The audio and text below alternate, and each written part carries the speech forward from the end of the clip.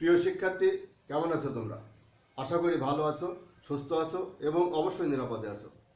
তোমরা যারা এসএসসি অথবা এইচএসসি পরীক্ষায় অংশগ্রহণ করতে চাও অথবা তোমরা যে ক্লাসেই পড়ে থাকো না কেন, যাদের সিলেবাসে রাইট ফর্ম অফ ভার্বস এই আইটেমটা আছে, তাদের জন্য আমি নিয়ে এসেছি রাইট ফর্ম অফ ভার্বসের সহজ কিছু টিপস। আশা করি তোমরা আমার সাথেই থাকবে। আর হ্যাঁ, তোমরা যারা এখনো আমার পূর্বের ক্লাসগুলো, যেখানে আমি রাইট ফর্ম অফ ভার্বসের আরও সহজ সহজ কিছু টিপস আলোচনা করেছি, সেই ক্লাসগুলো দেখোনি, তারা অবশ্যই ক্লাসগুলো দেখে নেবে এবং যদি আমার এই চ্যানেলে নতুন হয়ে থাকো তাহলে অবশ্যই চ্যানেলটি সাবস্ক্রাইব করবে এবং পাশে থাকা বেল বাটনটা অবশ্যই প্রেস করবে, যাতে সবার আগে সব আপডেট পেতে পারো। তো প্রিয় শিক্ষার্থী, আজকে আমার আলোচনার বিষয় right form of verbs. Right form of ভার্বসে মডাল অক্সিলারিজের ব্যবহার। কিন্তু তার আগে আমি তোমাদের মডাল অক্সিলারিজ সম্পর্কে কিছু ধারণা দেওয়ার চেষ্টা করব। মডাল অক্সিলারিজ কি? মডাল অক্সিলারিজ হচ্ছে এক ধরনের অক্সিলারি ভার্ব। আমরা জানি অক্সিলারি ভার্ব দুই প্রকার হয়, একটা হচ্ছে প্রাইমারি অক্সিলারি আর একটা হচ্ছে মডাল অক্সিলারি। আমার আজকের আলোচনার বিষয় মডাল অক্সিলারি। মডাল অক্সিলারি হচ্ছে এমন এক ধরনের অক্সিলারি যে অক্সিলারি ভার্ব কখনোই বাক্যে মূল ভার্ব হিসেবে বসতে পারে না। অর্থাৎ মডাল অক্সিলারিজ কখনোই বাক্যে মূল ভার্ব হিসেবে বসতে পারে না। আর যদি কখনো বাক্যে সাহায্যকারী ভার্ব হিসেবে বসে, তাহলে অবশ্যই তারপরে ভার্বের প্রেজেন্ট ফর্ম বসে। মডাল অক্সিলারি যদি সেন্টেন্সে সাহায্যকারী ভার্ব হিসেবে বসে, তাহলে তারপরে মূল ভার্বের অবশ্যই প্রেজেন্ট ফর্ম বসে। তো শিক্ষার্থী, এবার আমরা রাইট ফর্ম অফ ভার্বসে মডাল অক্সিলারিজের ব্যবহার নিয়ে আলোচনা করব। তোমরা দেখতে পাচ্ছ আমি আগে বোর্ডে লিখে রেখেছি right form of verbs modal অক্সিলারিজের ব্যবহার। আর এখানে আমি মডাল অক্সিলারিজ গুলো লিখে রেখেছি। দেখো মডাল অক্সিলারিজ কোনগুলা? মডাল অক্সিলারিজ হচ্ছে shall, will, would, could, can, may, might, ought, must, needn't, dare এবং ইউজড টু। আমি আবার পড়ছি, শোনো। Shall, will, would, could, can, may, might, ought, must, needn't, dare এবং ইউজড টু।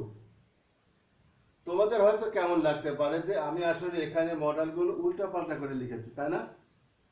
আসলে আমরা যখন বইয়ে পড়ি তখন সাধারণত এইভাবে লেখা থাকে: can, could, may, might, shall, should, will, would, must, ought, needn't, dare, use to, এইভাবে সিরিয়ালি লেখা থাকে, তাই না? কিন্তু আমি এখানে আসলে একটু উল্টাপাল্টা করে লিখেছি। আর এই উল্টাপাল্টা করে লিখেছি আসলে তোমাদের বোঝার সুবিধার্থেই। ঠিক আছে? কিভাবে, কোথায়, কোন মডাল অক্সিলারিটা ব্যবহার করা হয় দেখো। প্রথমে আছে শ্যাল বা উইল। প্রথমে কি আছে? Shall, will. শ্যাল এবং উইল কোথায় বসে? শ্যাল, উইল আসলে প্রশ্ন করতে ব্যবহার করা হয়। কোনো কিছু জানার জন্য শ্যাল বা উইল ব্যবহার করা হয়, অথবা ভবিষ্যতে কোনো কাজ হবে, ভবিষ্যতে কোনো কাজ হবে এরকম বোঝাইতে আমরা শ্যাল বা উইল ব্যবহার করে থাকি। ওকে, যেমন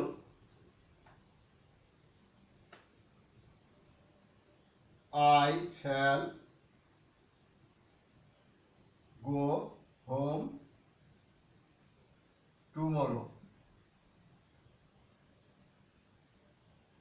I shall go home tomorrow, বা they will play cricket in the afternoon.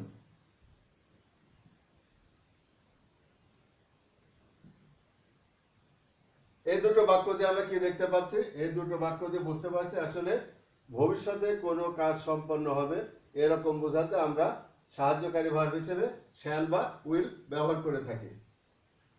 আবার প্রশ্ন অর্থাৎ জানতে চাওয়ার ক্ষেত্রে ভবিষ্যতে কোনো কিছু হবে কিনা, যেমন এরকম থাকতে পারে: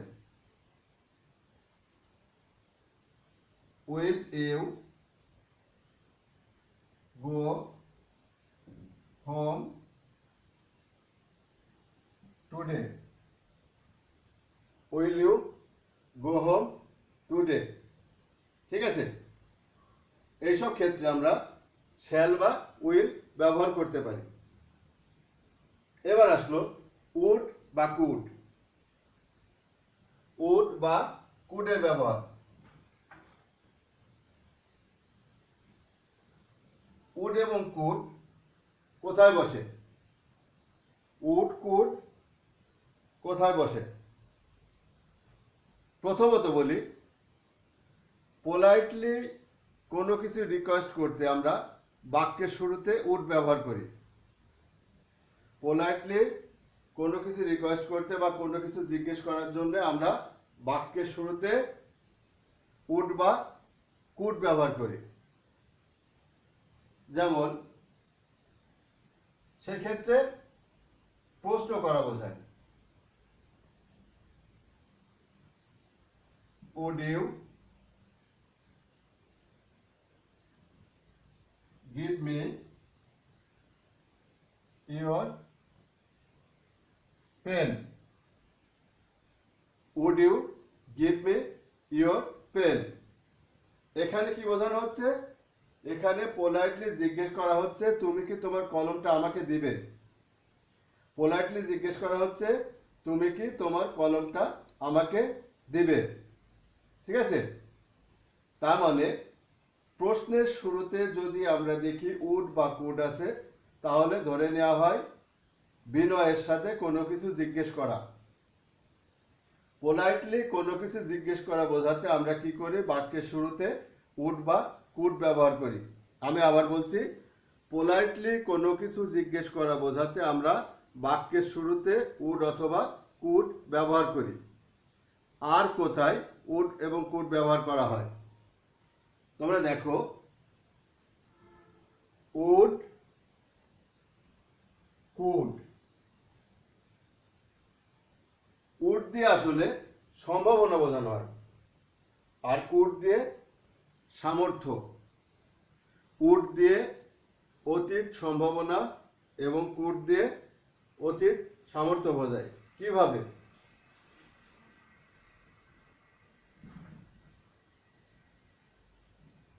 এরকম হতে পারে, I would attend the party. I would attend the party. এখানে উড দিয়ে অতীত সম্ভাবনা বোঝানো হচ্ছে যে আমি পার্টিতে যোগ দিতাম। আমি পার্টিতে যোগ দিতাম। এখানে কি আসলে নিশ্চয়তা কিছু ছিল? আমাদের অতীতে ফিরে যাওয়া সম্ভব না, নিশ্চিত করাও সম্ভব না, কিন্তু একটা সম্ভাবনা ছিল। তাই অতীতের সম্ভাবনা প্রকাশ করতে আমরা সাবজেক্টের পরে উড ব্যবহার করি। অতীতের সম্ভাবনা প্রকাশ করতে আমরা সাবজেক্টের পরে উড ব্যবহার করি। তারপরে I could do the work timely. আমি সময় মতো কাজটা করতে পারতাম। আমি সময় মতো কাজটা করতে পারতাম। এটা দিয়ে অতীতের সামর্থ্য বোঝানো হয়েছে। এটা দিয়ে অতীতের সামর্থ্য বোঝানো হয়েছে। তাহলে আমরা কি দেখতে পাচ্ছি?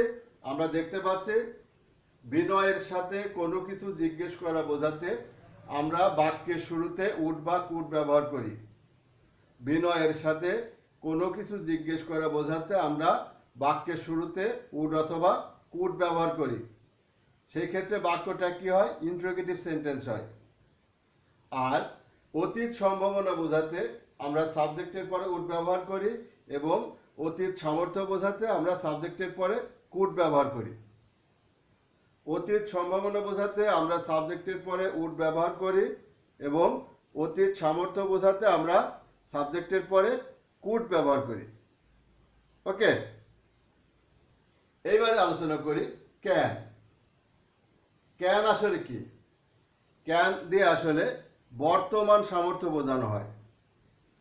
ক্যান দিয়ে বর্তমান সামর্থ্য বোঝানো হয়। যেমন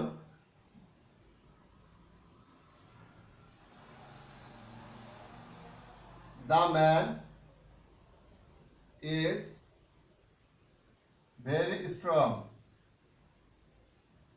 The man is very strong. He নিচে লিখি he can carry a huge load.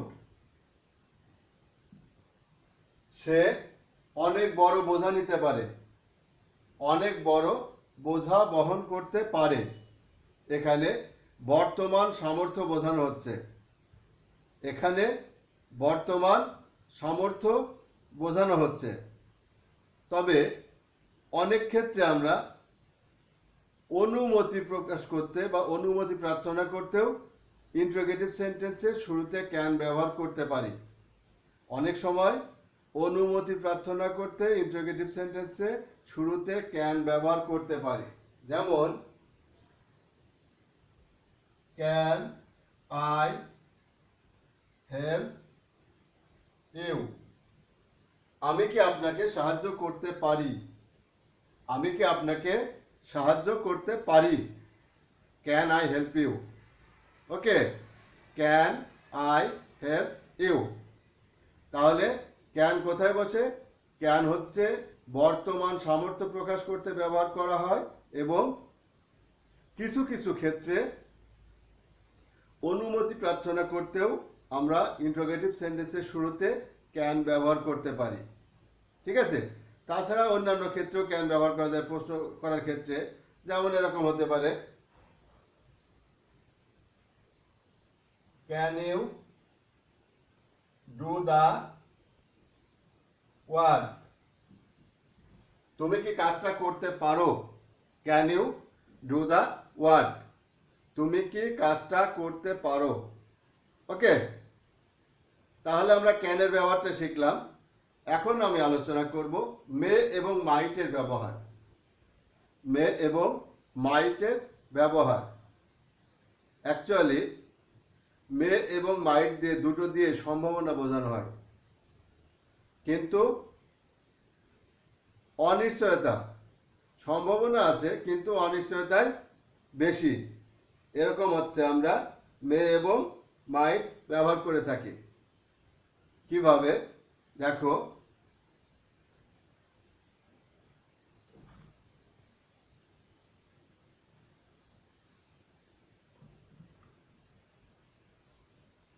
he may come today. সে আজ আসতে পারে। সে আজ আসতে পারে, আসার সম্ভাবনা আছে, কিন্তু অনেকটাই অনিশ্চিত। অনেকটাই অনিশ্চিত, আসার সম্ভাবনা আছে কিন্তু অনেকটাই অনিশ্চিত। মাইটের ক্ষেত্রেও একই জিনিস, হি মে কাম টুডে। এখানে আমরা হি মাইট কাম টুডেও ব্যবহার করতে পারি। হি মাইট কাম টুডে। দেখো, দুটো বাক্যই আমি একই লিখেছি, হি মে কাম টুডে আর হি মাইট কাম টুডে। দুটো দিয়ে সম্ভাবনা বোঝায়, দুটো দিয়ে অনিশ্চয়তা বোঝায়, কিন্তু মে একটু কম অনিশ্চয়তা বোঝায়, অর্থাৎ কম অনিশ্চয়তা বোঝাতে আমরা মে ব্যবহার করি এবং বেশি অনিশ্চয়তা বোঝাতে আমরা মাইট ব্যবহার করে থাকি। কম অনিশ্চয়তা বোঝাতে আমরা মে ব্যবহার করি এবং বেশি অনিশ্চয়তা বোঝাতে আমরা মাইট ব্যবহার করে থাকি। অর্থাৎ সম্ভাবনা আছে কিন্তু অনিশ্চয়তা, এরকম যখন বোঝানো হয় তখন সাবজেক্টের পরে কি বর্তমান সম্ভাবনা, এটা কিন্তু আমি আগে বলছি বর্তমান সম্ভাবনা। মে বা মাইট দিয়ে দুটো দিয়ে আসলে বর্তমান সম্ভাবনা বোঝানো হয়, অতীতের সম্ভাবনা বোঝানো হয় না। অতীত সম্ভাবনা বোঝানো হয় কি দিয়ে? উড দিয়ে। ওকে, মে বা মাইট দিয়ে বর্তমান সম্ভাবনা বোঝানো হয়। যে ক্ষেত্রে অনিশ্চয়তা কম সেক্ষেত্রে সাবজেক্টের পরে মে বসে, এবং যে ক্ষেত্রে অনিশ্চয়তা বেশি সেক্ষেত্রে সাবজেক্টের পরে মাইট বসে। যে ক্ষেত্রে অনিশ্চয়তা কম সেক্ষেত্রে সাবজেক্টের পরে মে বসে, এবং যে ক্ষেত্রে অনিশ্চয়তা বেশি সেই ক্ষেত্রে সাবজেক্টের পরে মাইট বসে। ওকে, আর কোথায় আমরা মে ব্যবহার করতে পারি? অনুমতি প্রার্থনা করতে আমরা বেশিরভাগ ক্ষেত্রে মে ব্যবহার করতে পারি। অনুমতি প্রার্থনা করতে আমরা কি ব্যবহার করি? মে। যেমন may I come in sir, may I come in sir, আমি কি ভিতরে আসতে পারি?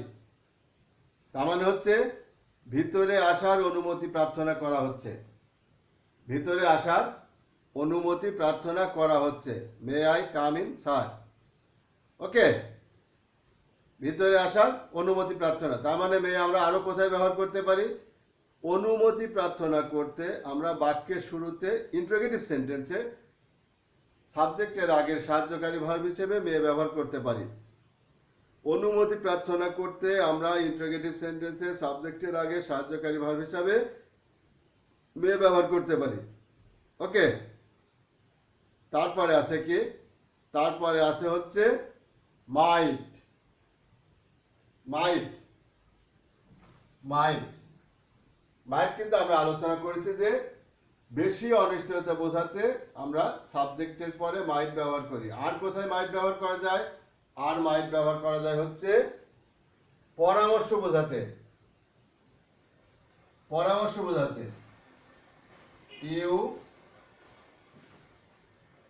মাইট গো দেয়ার, ইউ মাইট গো দেয়ার। তার মানে হচ্ছে তুমি সেখানে যেতে পারতে, অর্থাৎ এখানে পরামর্শ বোঝানো হচ্ছে তুমি সেখানে যেতে পারতে, পরামর্শ বোঝানো হচ্ছে ইউ মাইট গো দেয়ার। প্রিয় শিক্ষার্থী, আমি এখানে ভুল করে উল্লেখ করিনি আরেকটা খুবই গুরুত্বপূর্ণ মডেল যেটা এখানে ব্যবহার করা উচিত ছিল, সেটা হচ্ছে শুড। শুড শুডটাও আসলে পরামর্শ বা উচিত অর্থে ব্যবহার করা হয়। পরামর্শ বা উচিত বোঝাতে সাবজেক্টের পরে শুড ব্যবহার করা হয়। পরামর্শ বা উচিত বোঝাতে সাবজেক্টের পরে শুড ব্যবহার করা হয়। যেমন we should do our duties properly. We should do our duties properly.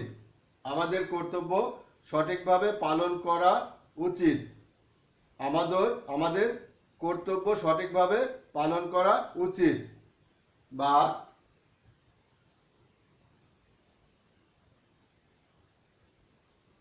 you should help your friend.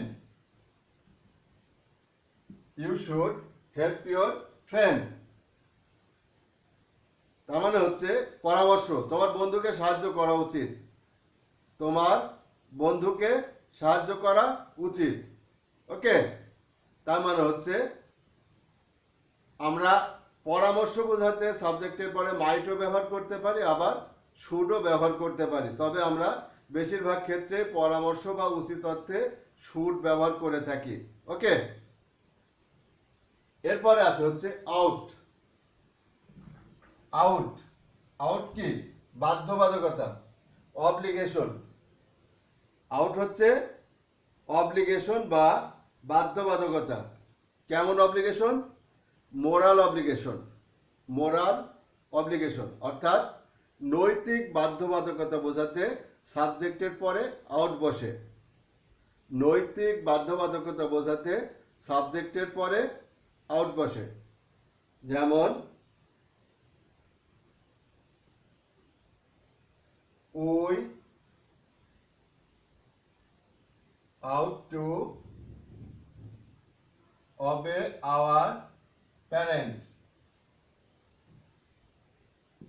We ought to obey our parents.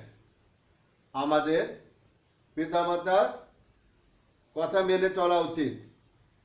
আমাদের পিতামাতার কথা মেনে চলা উচিত, এটা আমাদের নৈতিক দায়িত্ব।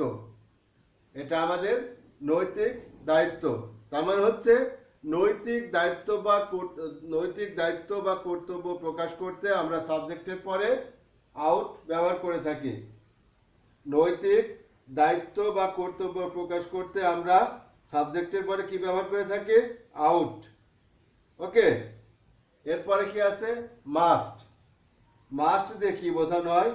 মাস্ট দিয়ে বোঝানো হচ্ছে নিশ্চয়তা এবং বাধ্যতা। মাস্ট দিয়ে নিশ্চয়তা এবং বাধ্যতা বোঝানো হয়।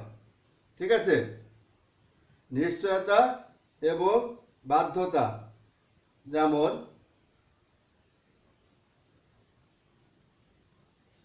the movie must be interesting. The movie must be interesting. মুভিটা অবশ্যই ইন্টারেস্টিং হবে। এখানে নিশ্চয়তা বোঝানো হচ্ছে। মুভিটা অবশ্যই ইন্টারেস্টিং হবে, এখানে নিশ্চয়তা বোঝানো হচ্ছে। তারপরে এরকম হতে পারে you must do the work. তুমি অবশ্যই কাজটা করবে। You must do the work. তুমি অবশ্যই কাজটা করবে। তার মানে নিশ্চয়তা এবং বাধ্যতা এই দুইটা প্রকাশ করতে আমরা সাবজেক্টের পরে মাস্ট ব্যবহার করে থাকি। নিশ্চয়তা এবং বাধ্যতা এই দুইটা প্রকাশ করতে আমরা সাবজেক্টের পরে মাস্ট ব্যবহার করে থাকি। এরপরে আছে হচ্ছে নিডেন্ট। নিডেন্ট আসলে না অর্থে ব্যবহার করা হয়, না বাচক, নেগেশন। নেগেশন, নিডেন্ট অর্থাৎ কোনো কিছুর দরকার নেই, প্রয়োজন নেই এরকম অর্থ প্রকাশ করতে আমরা কি করি? সাবজেক্টের পরে নিডেন্ট ব্যবহার করে থাকি। কোনো কিছুর প্রয়োজন নেই এরকম অর্থ প্রকাশ করতে আমরা সাবজেক্টের পরে নিডেন্ট ব্যবহার করে থাকি। যেমন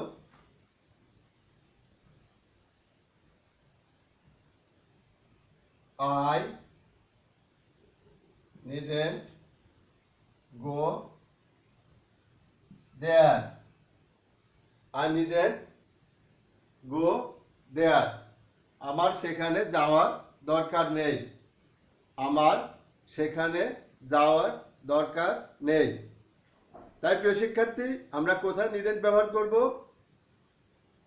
প্রয়োজন নেই, দরকার নেই এরকম অর্থ প্রকাশ করতে আমরা সাবজেক্টের পরে নিডেন্ট ব্যবহার করব। প্রয়োজন নেই বা দরকার নেই এরকম অর্থ প্রকাশ করতে আমরা সাবজেক্টের পরে নিডেন্ট ব্যবহার করব। এরপরে আছে ডেয়ার। ডেয়ার মানে কি? ডেয়ার মানে হচ্ছে সাহস করা। ডেয়ার মানে হচ্ছে সাহস করা।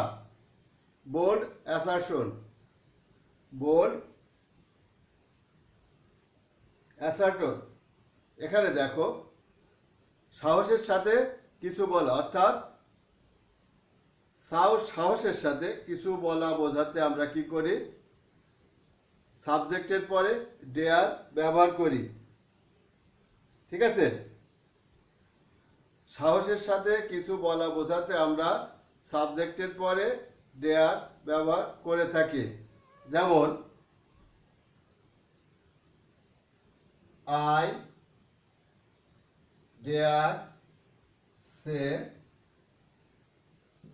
most of the politicians are dishonest. I dare say most of the politicians are dishonest. আমি সাহসের সাথে বলি বা বলতে পারি বেশিরভাগ রাজনীতিবিদ অসৎ।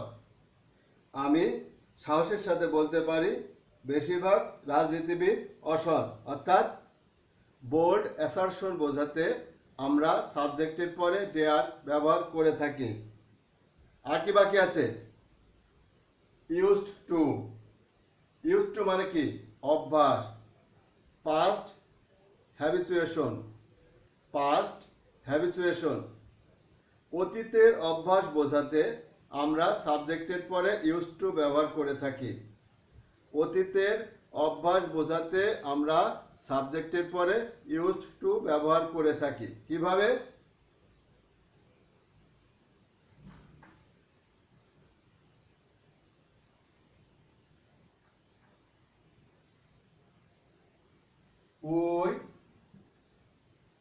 We used to swim in the river. আমরা নদীতে সাঁতার কাটতে অভ্যস্ত ছিলাম।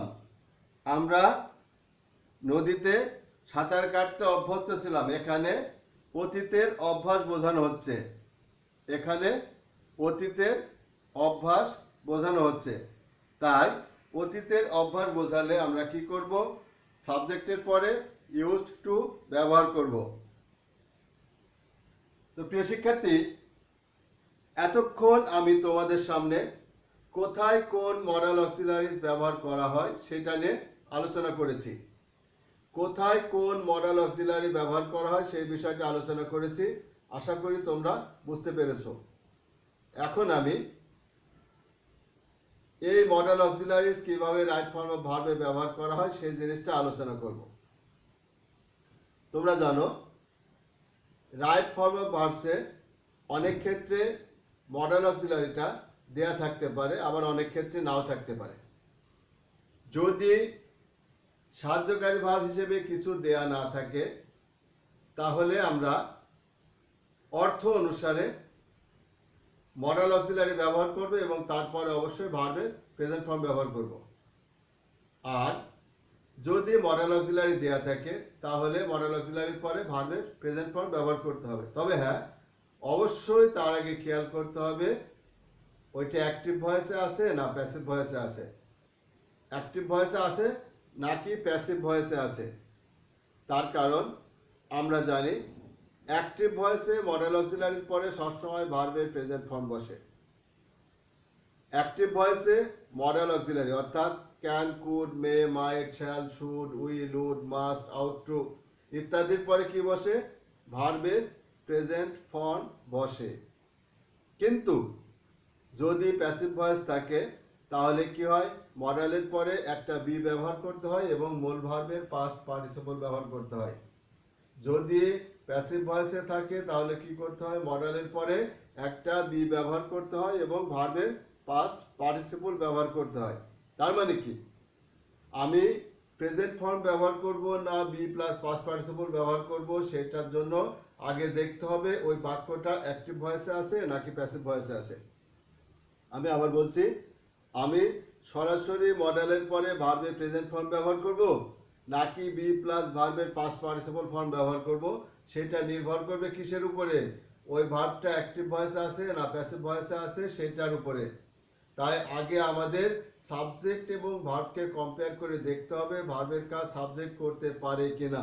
যদি ভার্বের কাজ সাবজেক্ট করে থাকে তাহলে আমরা অবশ্যই অ্যাক্টিভ ভয়েস অনুসারে মডেলের পরে ভার্বের প্রেজেন্ট ফর্ম ব্যবহার করব। আর যদি দেখি যে ভার্বের কাজ সাবজেক্ট করতে পারে না তাহলে অবশ্যই মডেলের পরে আমরা একটা বি ব্যবহার করব এবং ভার্বের পাস্ট পার্টিসিপল ব্যবহার করব। কেন? তার কারণ অ্যাক্টিভ ভয়েসে মডেলের পরে ভার্বের প্রেজেন্ট ফর্ম হয়, কিন্তু প্যাসিভ ভয়েসে মডেলের পরে বি বসে এবং ভার্বের পাস্ট পার্টিসিপল ফর্ম বসে। তো শিক্ষার্থী, আমি আবার বলছি, যদি দেখা যায় ভার্বের আগে মডাল অক্সিলারিটা উল্লেখ আছে অর্থাৎ can, could, may, might, shall, should এইগুলোর যে কোনো একটা আছে, সেই ক্ষেত্রে কোন মডেল ব্যবহার করতে হবে এই নিয়ে তোমাদের কোনো চিন্তা থাকবে না। সেই ক্ষেত্রে শুধুমাত্র দেখতে হবে যে ভার্বটা অ্যাক্টিভ ভয়েসে আছে না প্যাসিভ ভয়েসে আছে। যদি অ্যাক্টিভ ভয়েসে থাকে তাহলে আমরা সরাসরি ভার্বের প্রেজেন্ট ফর্ম ব্যবহার করব, আর যদি প্যাসিভ ভয়েসে থাকে তাহলে বি প্লাস ভার্বের পাস্ট পার্টিসিপল ফর্ম ব্যবহার করব। ওকে। আর যদি মডেল অক্সিলারি বা কোনো সাহায্যকারী ভার্বের উল্লেখ না থাকে তাহলে অবশ্যই অর্থ অনুসারে দেখতে হবে সেখানে মডেল অক্সিলারিজের ব্যবহার হবে কিনা। যদি মডেল অক্সিলারিজের ব্যবহার হয়ে থাকে তাহলে কোন মডেল অক্সিলারিটা ব্যবহার হবে, কোন মডেলটা ব্যবহার হবে সেটা বুঝতে হবে। কিভাবে বুঝতে হবে সেটা আমি এতক্ষণ তোমাদের সামনে আলোচনা করেছি, আশা করি বুঝেছো। যাই হোক, অর্থ অনুসারে মডেলটা নির্ধারণ করবে এবং তারপরে অ্যাক্টিভ ভয়েস হলে ভার্বের প্রেজেন্ট ফর্ম ব্যবহার করবে, আর যদি প্যাসিভ ভয়েস হয় তাহলে বি প্লাস ভার্বের পাস্ট পার্টিসিপল ফর্ম ব্যবহার করবে। ওকে। তো শিক্ষার্থী, এতক্ষণ আমি তোমাদের সামনে মডেল অক্সিলারিজের ব্যবহার, মডেল অক্সিলারিজ কি এবং রাইট ফর্ম অফ ভার্বসে মডেল অক্সিলারিজ কিভাবে ব্যবহার করা যায় সেই বিষয়টা আলোচনা করার চেষ্টা করেছি। আশা করি তোমাদের ভালো লেগেছে। যাই হোক প্রিয় শিক্ষার্থী, যদি আমার ক্লাসটা তোমাদের ভালো লেগে থাকে তাহলে অবশ্যই একটা লাইক দিতে ভুলবে না, তার কারণ তোমাদের একটা লাইক আমার ক্লাসের উৎসাহ অনেকটাই বাড়িয়ে দেয়। আর হ্যাঁ, আগেই বলেছি যদি তোমরা এই চ্যানেলে নতুন হয়ে থাকো তাহলে অবশ্যই আমার চ্যানেলটা সাবস্ক্রাইব করবে এবং পাশে থাকা বেল আইকনটা প্রেস করবে যাতে সবার আগে সব আপডেট পেতে পারো। তো শিক্ষার্থী, যদি তোমাদের কোনো সমস্যা থাকে বা যদি তোমাদের কোনো প্রশ্ন থেকে থাকে তাহলে অবশ্যই কমেন্ট বক্সে লিখবে, আমি তোমাদের সমস্ত প্রশ্নের উত্তর দেওয়ার চেষ্টা করব। আর অবশ্যই এমন যদি কোনো বিষয় থাকে যে বিষয়টা আলোচনা করলে তোমাদের জন্য ভালো হয় সেটাও কমেন্ট বক্সে লিখবে, আমি সেই বিষয়টা তোমাদের সামনে আলোচনা করে পরিষ্কার করে দেওয়ার চেষ্টা করব। যাই হোক প্রিয় শিক্ষার্থী, আজকের মতো এখানে শেষ করছি। সবাই ভালো থেকো, সুস্থ থাকো, ধন্যবাদ।